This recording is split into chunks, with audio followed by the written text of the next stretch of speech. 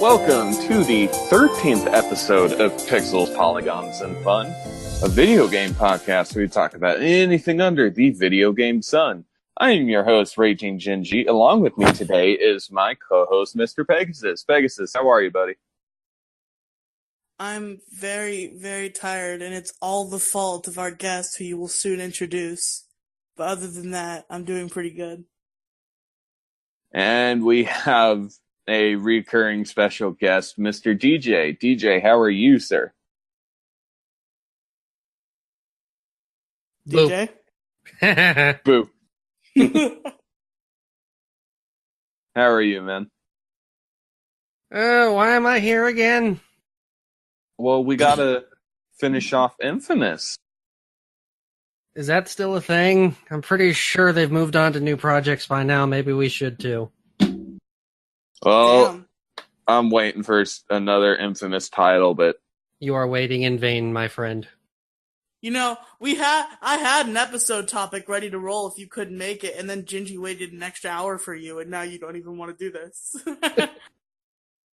He never told me the time, so the fault is upon him for bad planning. Wow, Gingy. Good fucking job. well, I'm gonna have to cut this short because I'm on the phone. So, I mean, let me just segue into this phone call that I gotta make. We'll be right back, you guys. Yes, I see. Good news, everyone! And welcome back to our news segment. It's got a few things to talk about today. One, I wanted to say it's actually quite a accomplishment. No, Gingy, I hope you're ready for the roast. Hold on. I know you love your little Futurama phone thing, but no news transition will ever beat the Poca News jingle from Blastburn Radio. It will never happen. No, and that's okay. But congratulations to Activision, and I'm pulling this from GamesIndustry.biz. The new Call of Duty Black Ops 4 brought in more than 500 million worldwide in sales over the course of its launch weekend. Fucking. Ugh. Can Call of Duty end yet? Please. Oh, you guys are quite enthusiastic. It's the same game. It doesn't even have story mode anymore. What's the point? It doesn't have story mode anymore? No, there's no campaign in Black Ops 4. That's so Nope. fuck. It's I mean, just zombies, multiplayer, and Blackout. It Yep. has Battle Royale, doesn't it? I it think Yeah, that's that's what Blackout Blackout. is. Which is essentially a more polished version of PUBG. So PUBG is in some serious shit. Well, they've been sucking for a while anyway. Right. But I mean, they're all getting their ass whooped by Fortnite, so. Yeah, because Fortnite's free. I'll give them that. well, I would next story never spend a dime on Fortnite. wanted. I just want to say, my friend Silas spent $35 on V-Bucks, and I look down him. I respect him less for it. Well, come tomorrow, as of this recording, I may be putting $10 into a certain game, but that I will get into the Gingy, if second you buy segment about. V-Bucks, I will disown you. No, I'm not talking about Fortnite. But second story I wanted to talk about, and it's a GamesIndustry.biz news segment. But some Best Buy copies of Starlink are missing the game itself.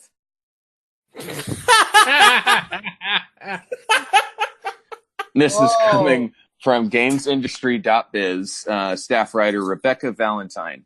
Starlink Battle for Atlas launched on Monday, as of this recording.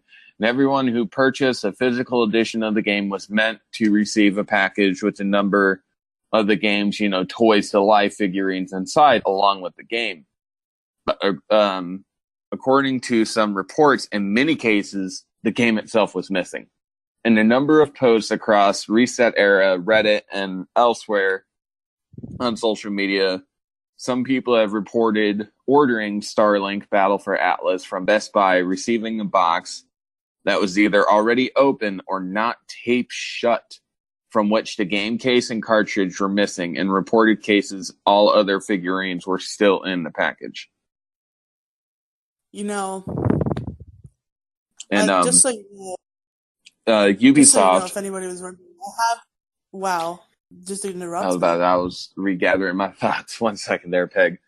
Ubisoft has told Polygon that they are aware of the issue and are investigating. Quote, "We have been made aware that a small amount of Starlink Battle for Atlas starter packs have been shipped without a copy of the disc and or cartridge included," the statement reads. "We are currently investigating the scope of this issue and potential solutions. In the meantime, if anyone's been affected by this issue, please tell them to contact Ubisoft customer service at support.ub.com and they will provide assistance," end quote. What do you guys think of this? Okay, so first off, just obvious jokes here. I have definitely texted Atlas and been like, everybody's fighting over you because the game is called Battle for Atlas. And also, that's ridiculous and hilarious that they're shipping out games without the fucking games. It's like they were a toy or something. Oh, wait. I mean, the Nintendo users probably got off just fine. They got their model of Star Fox's R-Wing, but that's all they wanted. I mean, that's literally all the Nintendo version is. It's the new Star Fox game. It's all the new Star Fox game. I really don't know too much about this one, though. Star Fox. Lego Dimensions, right? Mm-hmm. And Skylanders.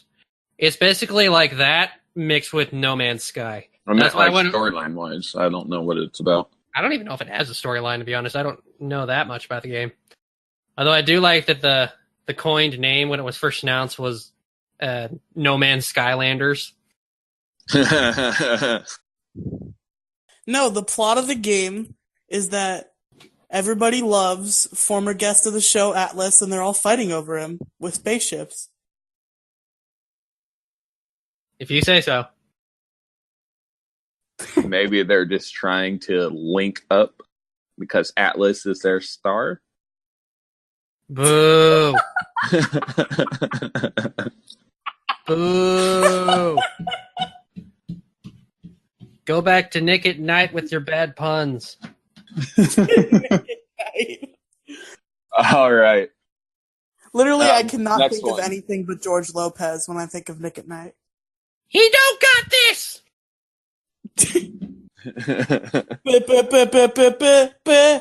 But last news story I wanted to bring up is kind of a downer, and so I left it for last. PlayStation has officially delayed Days Gone again. I don't know what that is. Is that the one with the zombie hordes? Yeah. The zombie thriller. Wow. Come on, brain. Work. The game was originally due to come out on February 22nd, but post from the PlayStation blog reveals it has been pushed back to April 26th instead. I mean, the thing was announced like 3 years ago at E3. Right. And as long as it's not as bad as the Crackdown delays, I think they'll be fine. It becomes a Duke Nukem Forever case. Oh, no. Everyone is so glad Last Guardian didn't turn out that way. So, I mean, just looking at the time frame from when it was originally supposed to come out, they clearly delayed it a bit so it can stay out of Metro Exodus and Anthem's way, because it's coming out the same day. So I can see them wanting to completely get out of there. Anthem, I'm uncertain myself on how well Anthem's going to do. How much EA hate is currently going around. And we missed a very big piece of news because you said this was the last thing. And what's that? Gen 4 dropped in Pokemon Go. I was going to mention that, but cough, cough, wink, wink, you guys, Pokemon Variety Hour. I didn't know if I was going to bring it up, but you know what? Fuck it, I'm going to do it anyway. Final news segment. Variety Hour is not going to cover like every single piece of news, so we can continue to cover Pokemon news on Pixels.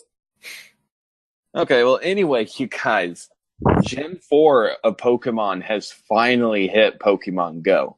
And they're releasing Gen 4 in waves similar to how they did Gen 3.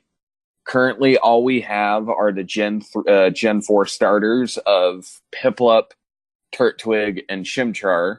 We now have Starly, Kricketot, Bidoof, Baneri, and Shinx. Do we have our Eevees yet? I feel like this is kind of a good time to bring up this story. It's kind of like a cute little thing that was kind of funny. The unreleased episode of Narcissus We Trust that Gingy was on, we were talking about the Reggie raids or whatever. Yes, we were. And how the last Reggie was coming out. And I came out with like the blackout theory that like the next raid was going to be Regigigas, and that's how they were going to drop Gen 4, and I'm kind of sad it wasn't true, because I feel like that would have been perfect. Well, I've been hearing some people talk that the next Tier 5 boss for Pokemon Go is either going to be Dialga or Palkia. I mean, I would assume so. I thought it was Deoxys. No, that's the EX raid. Actually, they might do the Lake Trio first. Ooh, I like that. More than likely, the Lake Trio would be how like they did Mew and Celebi. Well, alright, but those aren't mythical Pokemon. They're like the duo. They're like the trios, like how Entei, Raikou, and Suicune were in Gen 2. They're just going to be raids, probably. Maybe. Yeah, I know. I'm pretty sure it wouldn't be Dialga and Palkia up front. More than likely, it'd be stuff like Heatran. Okay, I can see Heatran. Chrysalent. Speaking of my old Pokemon podcast, I know there was a certain man who had been waiting for this for so long and is unfortunately not in a position where he can act on this happiness. So that's unfortunate.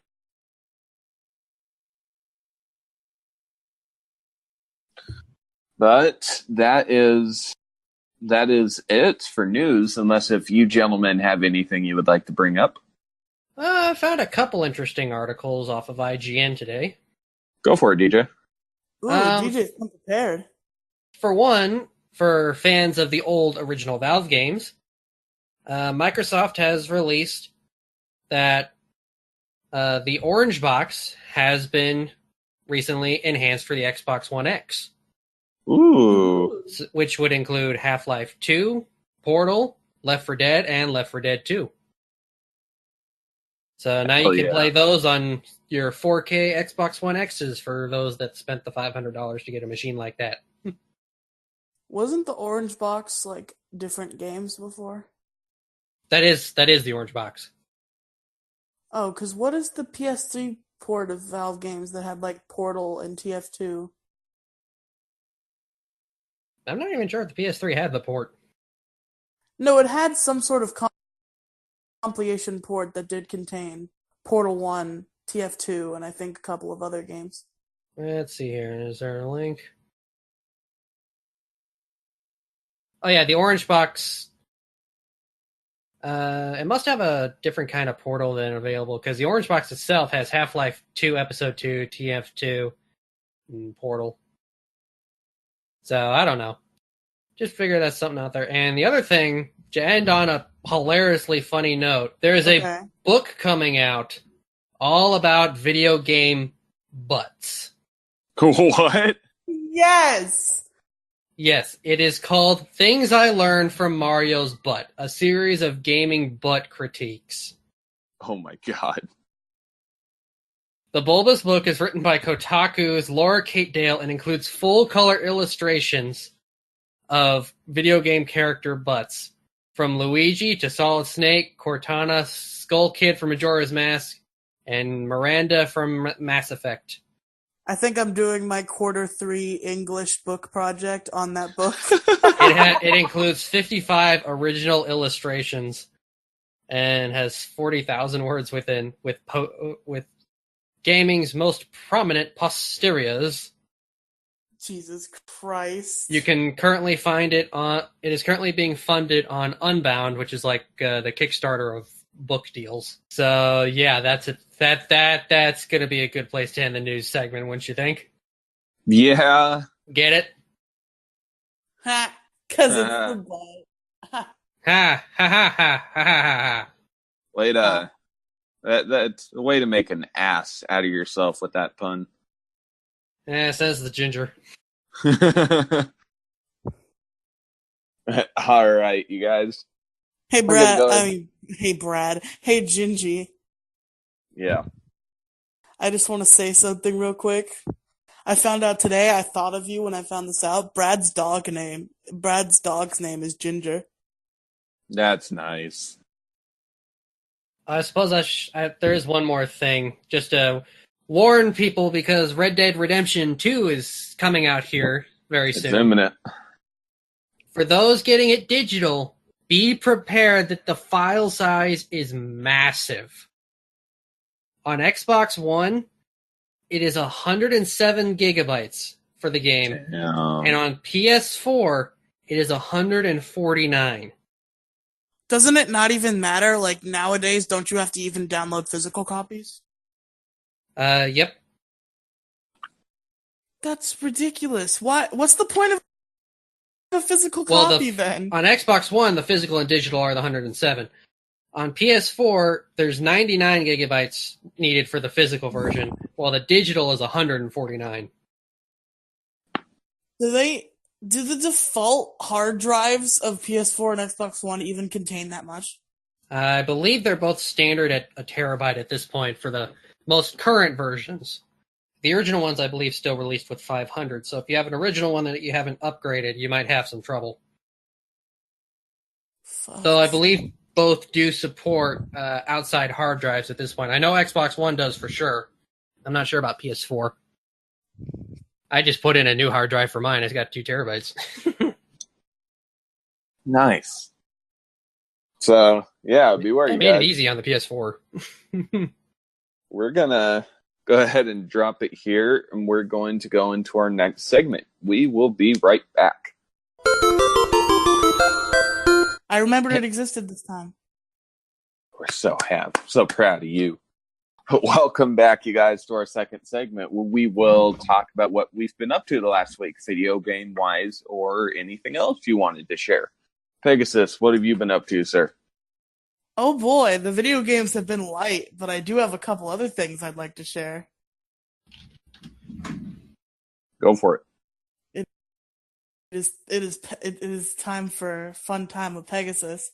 But first, I will talk about the video games. I've been playing Smash Bros with various friends, both all physical multiplayer with my friends Silas and Noah, and online multiplayer with Jason, who designed our logo. It's been really fun. I played...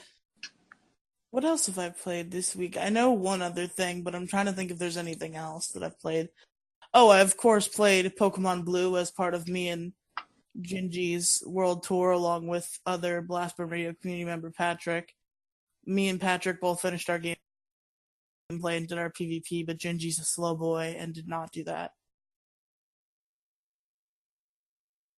Am I still here? Mm-hmm. Yep. Okay, I was just waiting for Gingy to try to rationalize himself, and it didn't come. Nope. Okay, so anyway.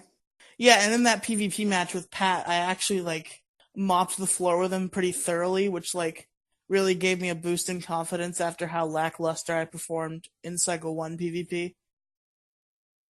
I mean, there is still the fight I have to do with Gingy, where he could easily mop the floor with me, considering he has an Abra. Because fuck Pegasus. Yeah, just Anyway. wait until Abra's in Super Smash Brothers. Jesus. He teleports you off the map. That's fun. Yeah, but you have to think about this, DJ. It's Gen 1. Alakazam is like an unstoppable force.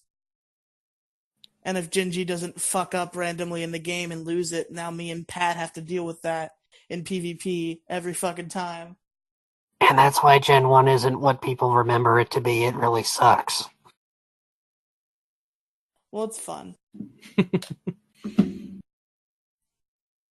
Anyway, I also, real quick, I don't want to take up too long, so I'm just going to make this brief. But I love how Pat, like, so many times was like, easy mode's probably the best way to go with Misty. Misty's really hard on hard mode, so I'll probably go easy. The bitch went hard mode.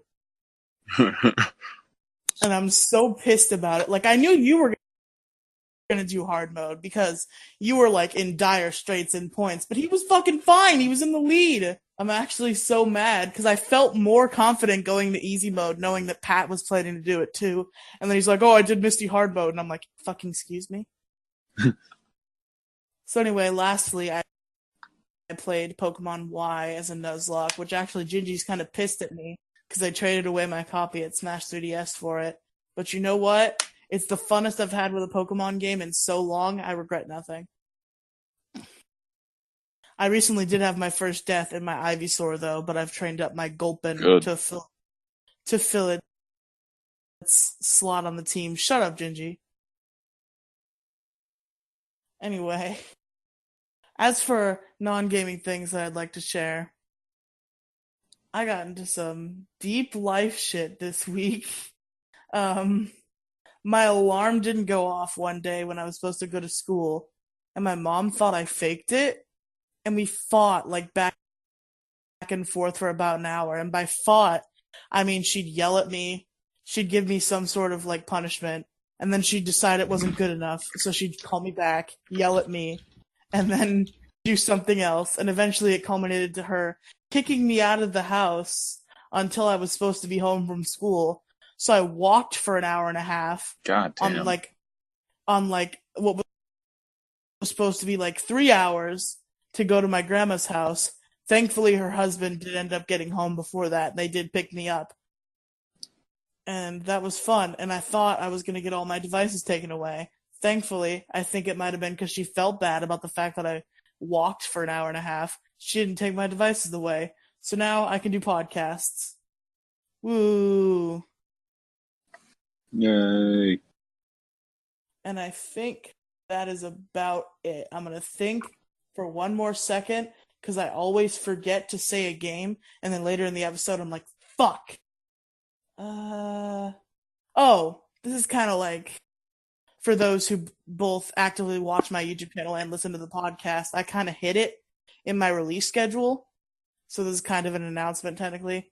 I started a new Let's Play. It hasn't come out yet because it's in Jason's editing buffer. But I started playing. You guys are ready to like laugh at me and call me a loser. I'm playing Zoe 101 for the Game Boy Advance. That had a game? Yeah, it did.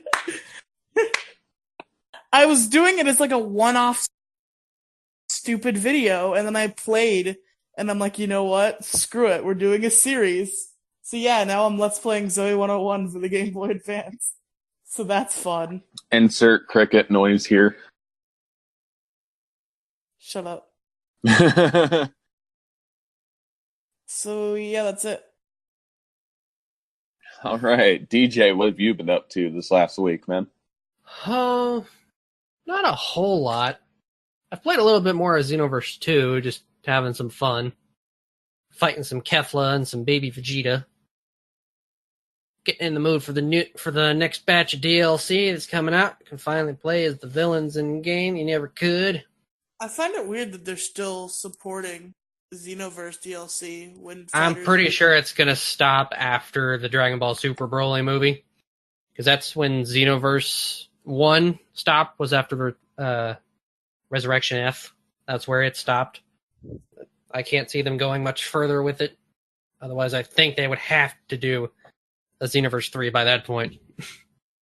Yeah, I mean, they should be focusing on, if they're going to do Dragon Ball game DLC, they should be doing I mean, they Fighter still can't G. even fix their dang netcode, so. And at the moment, just before we were doing this, I jumped back into Spider-Man because they released an update for the game and added in Fuck New you Game for having Plus. Spider-Man, because I don't... So I have started New Game Plus on Ultimate difficulty, getting ready for the DLC that drops next week, featuring Black Cat with 3 brand new suits. Woohoo! Woo! Spider-Man! Fuck you, I want it. Get money, scrub. I don't even have a PS4, so that's a lot of money. Neither does Gingy. Oh. I know. You're both scrubs. Hey, Why am I doing a podcast with scrubs? Scrubs is a good show, by the way. Well, fucking No, it wasn't. get out, and I'll do a Sonic 06 episode, low-key, if you don't want to podcast it. Well, if I don't do it, Gingy's just gonna whine at me for the next few weeks. I don't need that. I have enough whining in my life. Guys, low-key, we already have a guest on for next episode, but low-key, if my devices don't get taken away for various reasons, episode 15 is Sonic 06 episode. Well, you just lost all your listeners right there. No, I know it's bad. That's part of the subject matter. It's a dead horse, man. Whatever. It's a glitchy, beaten horse. I know. Right. Anything else you played this week, DJ? I still do my daily ounce Dokkan battle, but other than that, I've been flaunting the power of the PS4 in your faces. That you have. I haven't really been playing much myself this week. Life has been kicking me in my rear end. But what little I did play, besides my daily Pokemon Go and Dragalia Lost, I've actually played Dokkan Battle for a good portion the past few days, trying to grind and finish Dokkan Awakening my Kaioken Super Saiyan Angel Goku. Ooh, is it There's Kaioken Angel Goku? That's cool. Yeah, it's from the filler anime when Goku died. Oh, fuck. Yeah. Yeah, I just got him done. So he is completely maxed out Dokkan with special attack maxed out at level 120. I've seen that.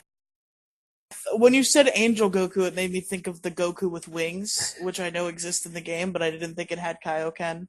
But yeah, you're talking about the one with the halo. This one is when he's Super Saiyan and goes Kaioken at the same time. Oh, Super Kaioken. It's not really something that's supposed to happen, but filler. I was about to say, why did that never happen in actual Dragon Ball? Based on my understanding, Kaioken needs calm mind, and Super Saiyan is pure rage.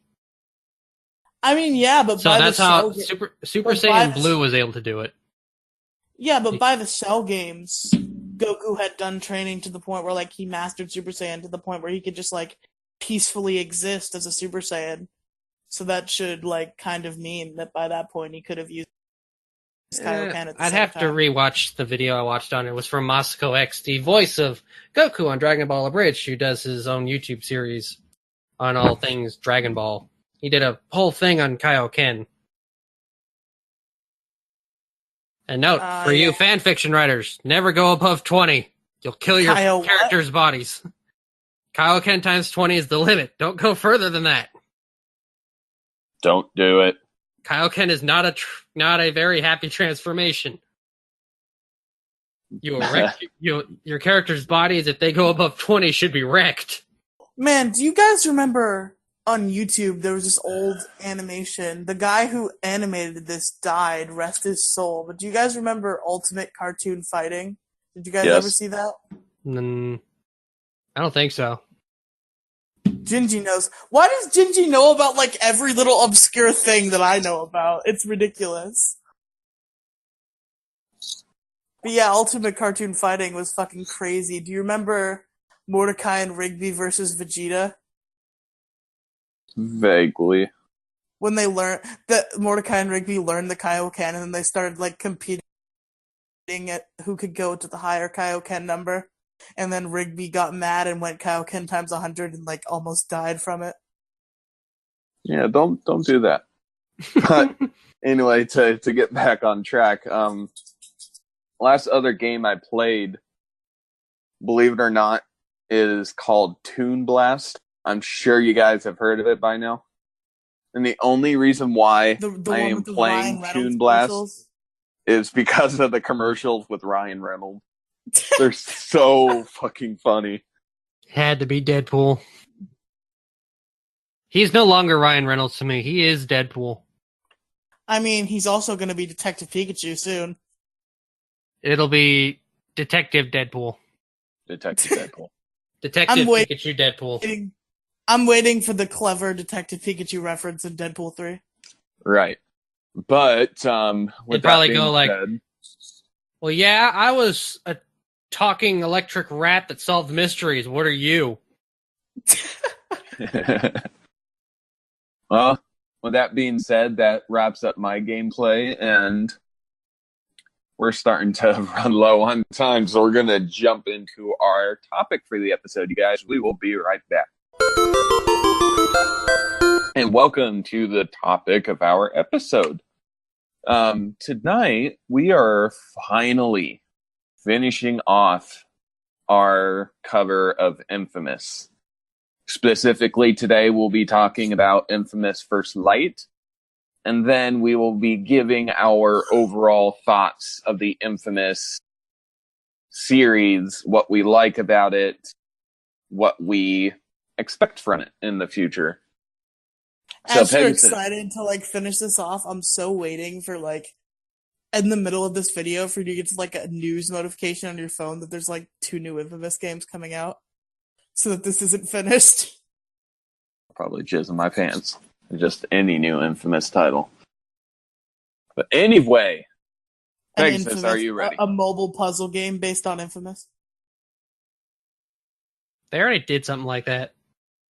Did they? There was a Facebook game when Infamous 2 was coming out. Back when Facebook games were a real big thing. I remember Facebook games. Okay, let's get into First Light. All right. We both know from our cover of Infamous Second Son, there are 3 total conduits that Delsin absorbs the power from, right? Hank, the smoke conduit. There's Eugene, the video conduit. And then there is... Don't forget Concrete. And it, well, I'm assuming the good ending is always the canon ending. That's what we're going with, yes. Because in then the evil end, you got like fucking dirty powers. Fuck that concrete bitch. And then there is Abigail Fetch Walker, which is, you know, the neon user. So we start our story today with First Light. 7 years. The thing is, hold on, I'm sorry. I'm really sorry. But I wanted to make a comparison here. Like, this is a feeling that I recently started experiencing, that Gingy seems to have the experience with. I usually with the Concrete Lady, I usually like the villains of shows and movies and games on like some sort of level. Like their evil is never evil enough for me to be like, But the first time I ever experienced that was in the Flash. The Reverse Flash was the one. Maybe you'd just be like, ooh, he's so bad, I hate him, let him die. And that seems to be a similar thing with Gingy and Miss Concrete Lady. Right. But we start our First Light story 7 years before Infamous Second Son takes place. Ooh.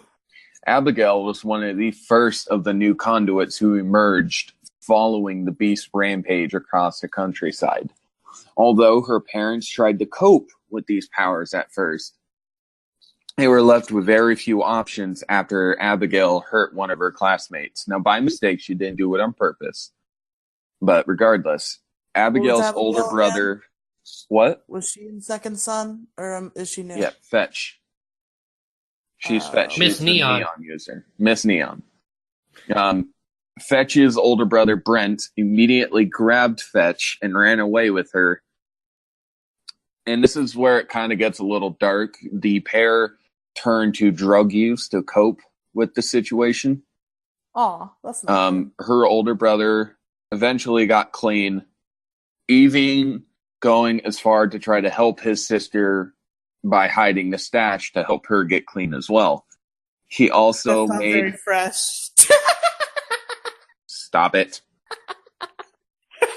Anyway, he also made his sister keep a promise to keep her power use to a minimum to avoid suspicion, because at that point, anyone who were suspected at this point to be, a bioterrorist, the DUP would come and arrest you. For years, Brent has worked for gangs to acquire enough funds to buy a boat and sneak across the river from Seattle, Washington to Canada, where the DUP's authority does not reach. Unfortunately, 2 years ago, before the plot was supposed to start, a gang of Russian mobsters noticed the occurrence, destroyed said boat, took Brent hostage, and almost killed Fetch with a bomb.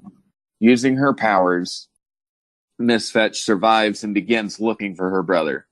As soon as Abigail or Fetch meets Shane, one of her brother's old contacts and a small-time drug lord, was also looking for her brother. Unfortunately, Shane takes advantage of Abigail's naivety. That's how you say it? Naivety to win a gang war with the occurrence, and almost single-handedly. But DJ, are you ready to take over from this point, sir? I suppose I can. And I will be full up front with the listeners. I personally never finished First Light, so Wikipedia is going to be my friend here. First Light is actually the only Infamous game I've ever touched. And even then, I didn't do much. I just kind of fucked around. So, after beating the Currens, they find Brent, but Shane takes him hostage now and forces Fetch to help him cement his hold on Seattle's drug trade. Like a good drug lord should. Back in the present, Augustine theorizes that the new powers Fetch develops may be a reaction to extreme trauma to help her cope. No way. So not obvious. On the condition that she show her all of her powers, Augustine allows Fetch to fight holograms of her DUP troops, in quotations. And I'm sorry to interrupt, DJ. We should probably make a note at this point. Throughout this entire story of First Light, it is Fetch talking to fuck that bitch. Pretty much. So we have some time jumps here and there. So, once the challenges have been completed, Fetch continues her story. Another employee of Shane's, working for the Seattle's tech support department, named Jenny, offers to help look for Brent. Jenny has narrowed down where Shane is keeping Brent to 4 shipping crates dotted around the city, so Fetch is off to fetch him. Haha. Wow. Finding the crates, not only does Fetch discover that Brent is not in any of them, but Shane is already on them, hunts down and kills Jenny. So, Shane has Fetch help him force the police's favor by having her slaughter the police force while he has a sit down with the chief. Wow. The chief agrees to Shane's terms on the condition that Fetch leaves Seattle and does not come back. With this, Shane sends Fetch to pick up her brother. Unfortunately, it turns out to be a trap where Shane attempts to kill Fetch with a homemade gas chamber. What the fuck? Abigail, however, is able to pull through and escape. So, I almost think we need a F that guy for him. Gingy, what do you think? I think he's almost on Augustine's level. Yeesh. What's that dick? Back in the present, realizing that Abigail is still holding out on her, Augustine decides to send her to yet another new arena. Taking inspiration from Eugene, Mr. Video Love of Heaven's Hellfire, which I don't think we've even seen gameplay of that game, so I want to know what kind of game this is. It's got flying demons and whatnot. I want to see this. Okay, Is it Diablo? Is it Dark Souls? I have a question. Yes, Mr. Pegasus. I kind of forgot the timeline and how far the original games were from Second Son. Does the beginning of First Light take place before the original Infamous, or no? No, it's after Infamous 2, but before Second Son. Yeah, Second Son is it's either 7 or 10 years. And I'm like, I didn't think it was 7 whole years. I believe it's 7 years before. The Second Son is 7 years after Infamous 2, and First Light is immediately after Infamous 2. Yeah, it's 7 years. Okay, so, and I believe this is only like a few days before the start of Second Son in their present. Yeah. So, taking inspiration from Eugene's video stuff, Augustine has Fetch fight literal demons, technically. They're video demons, but, they're real. Once the arena is completed, Augustine has Fetch finish the story. The still alive Fetch negotiates, in quotes, a new deal with Shane. He hands over her brother, alive and intact. She stops tearing apart his gang in operation. Seems like a fair deal to me. Shane has Fetch meet him at the Crocodile, which I don't think has been talked about yet, so I'm not sure what that is. Where he sticks her with a drug-filled needle. Fuck. In the resulting drug-filled haze, Fetch accidentally kills her own brother, leaving her emotionally distraught and defenseless as the DUP closes in on her. Oh my god! Yep. All of her trying to find her brother, she is the one who killed him. This is fucked up. Shane is an asshole. I think Forget fucking concrete, bitch. Shane is the worst. And Shane's just a human. He's not a conduit. He's just a human. Mm-hmm. He's a really fucked up human. I can take it from here, Senor DJ. Yes, what happens in the present?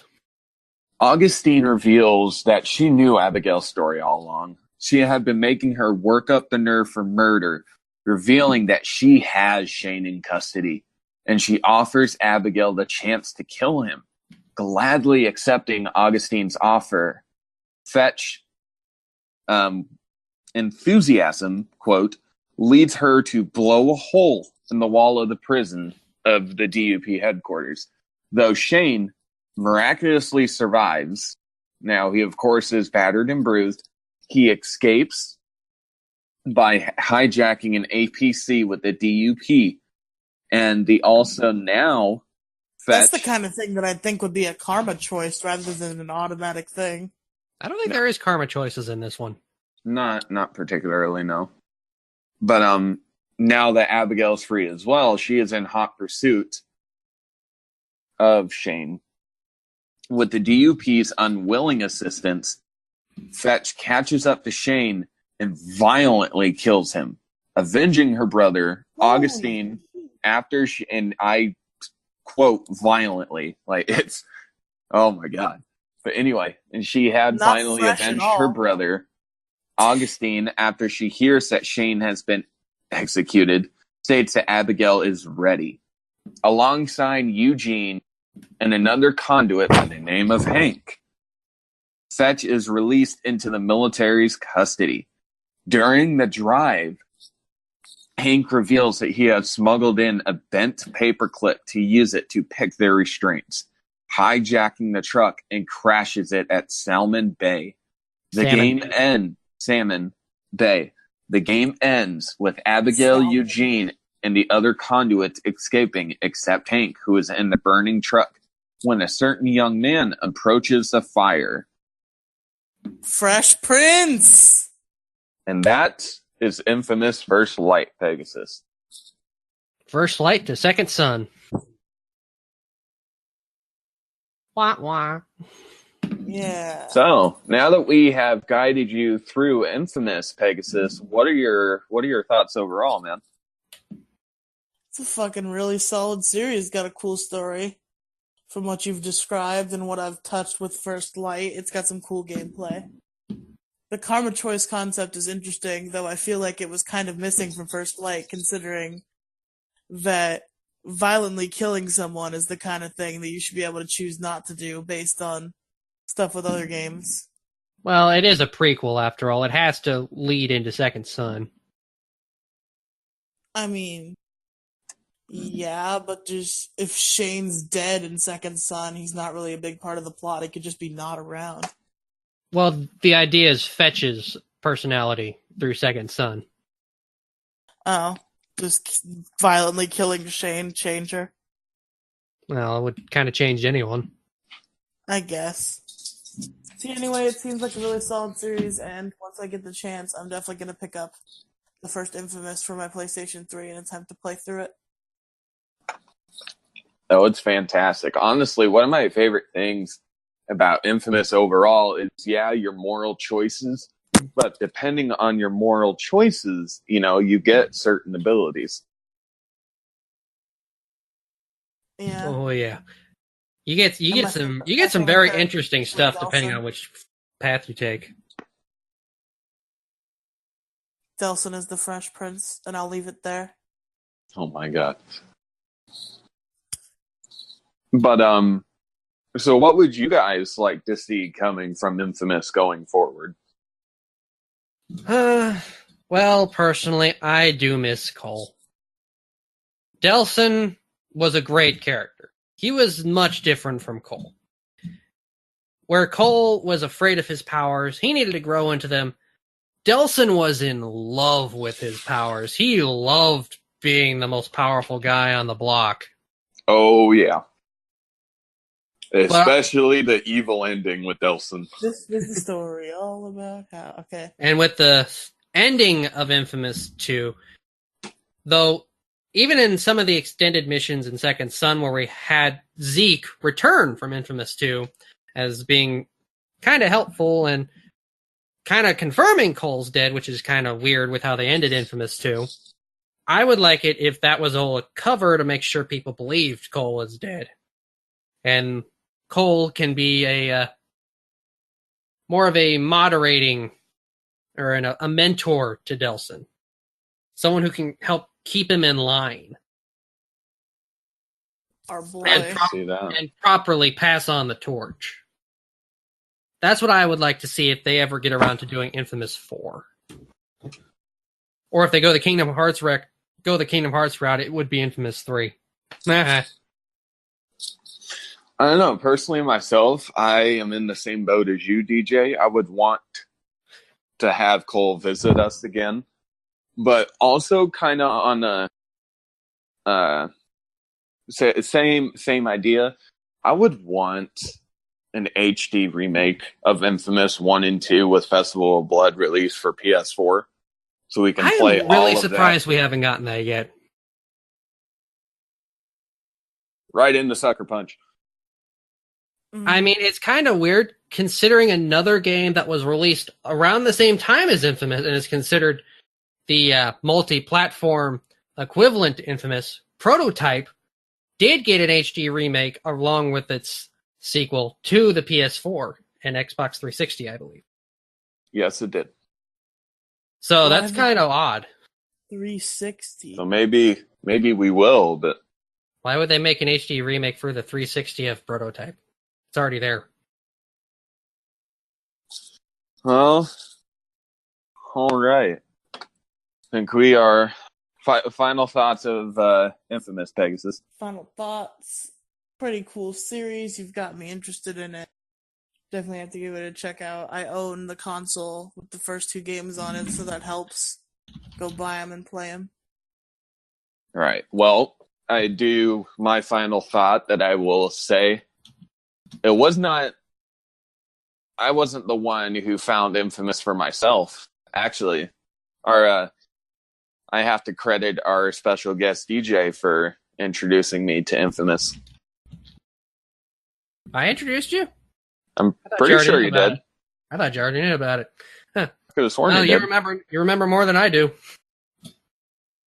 But yeah, your final thoughts on Infamous, DJ. It's been a long time since I've played, and I feel I should go back to it at some point. No, At the point it's at, Second Son was a good swan song.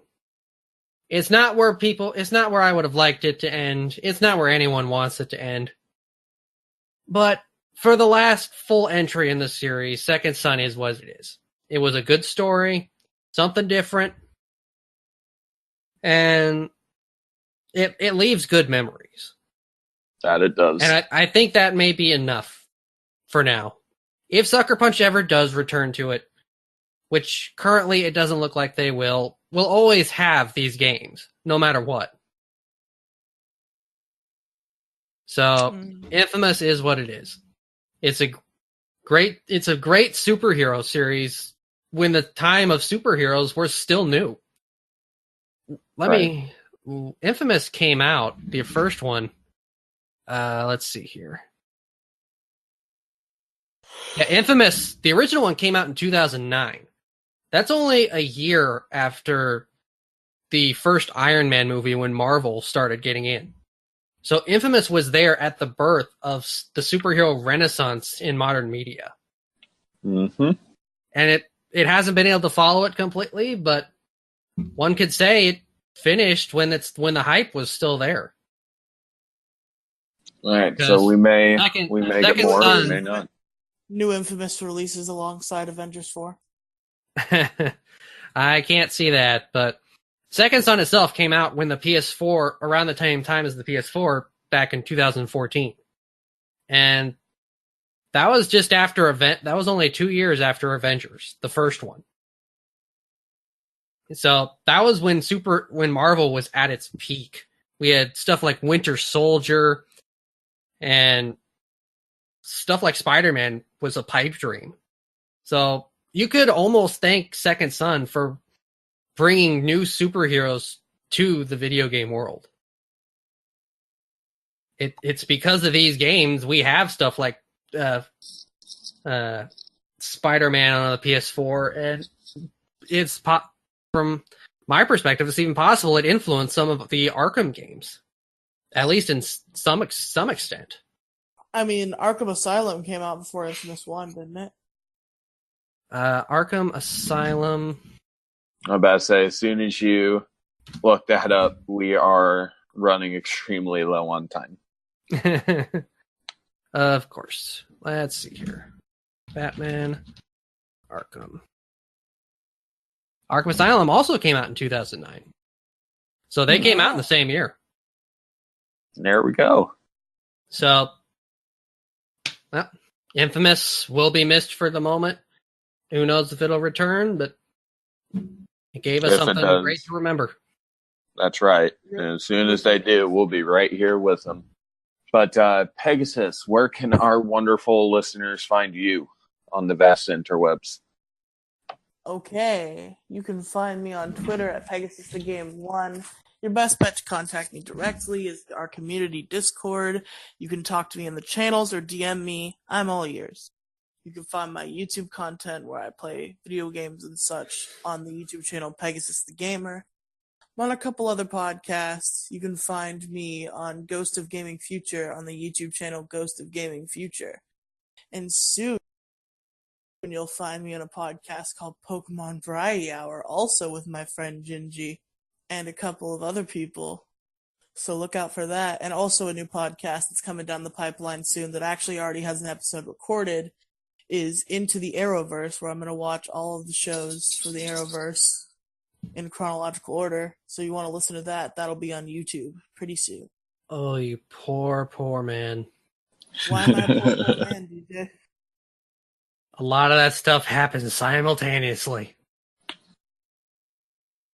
Yeah, I know. Chronological order is not going to be possible. Well, I found this website that has like all of the episodes in like some sort of chronological order, like Dear of all God. the shows within the universe. Yeah, but then you have time travel. Wibbly wobbly, timey wimey. I think it counts like where the plot of the episode mainly is, so it's not like the episodes of The Flash where there's time travel are like first. It's no. Well, There's an entire show based around time travel. Okay, Legends is fucked, but it's just in order of like plot, not in order of what time the fucking Legends are frequenting. The destruction of Pegasus' sanity aside. DJ, where can our wonderful listeners find you, sir?